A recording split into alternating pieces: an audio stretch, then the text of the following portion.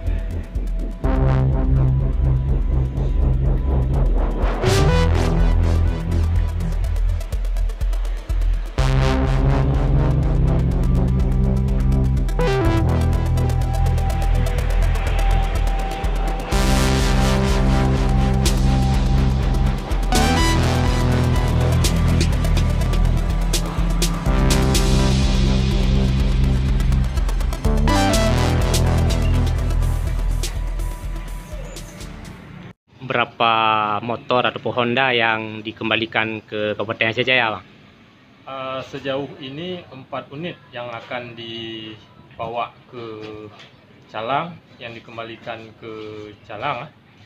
1 unit Mega Pro, 3 unit Honda Suprapi yang dipakai oleh Geci Gampung.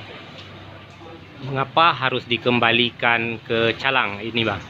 Karena dalam rangka instruksi PJ Bupati Aceh Jaya mengenai apel kendaraan dinas milik Aceh Jaya, di mana kendaraan dinas yang kami cek pada hari ini terdapat kendaraan yang kondisinya rusak berat dan surat STNK-nya juga tidak ada. Kemudian kunci-kuncinya juga tidak ada. Harapan Abang kepada Honda dinas ataupun motor dinas yang lainnya ke depan bagaimana, Bang? Semoga Honda dinas yang hari ini sudah dikembalikan lagi ke pemakai agar dirawat dengan baik, dijaga dengan baik, dan digunakan untuk kepentingan masyarakat. Oke, terima kasih, Bang. Ya.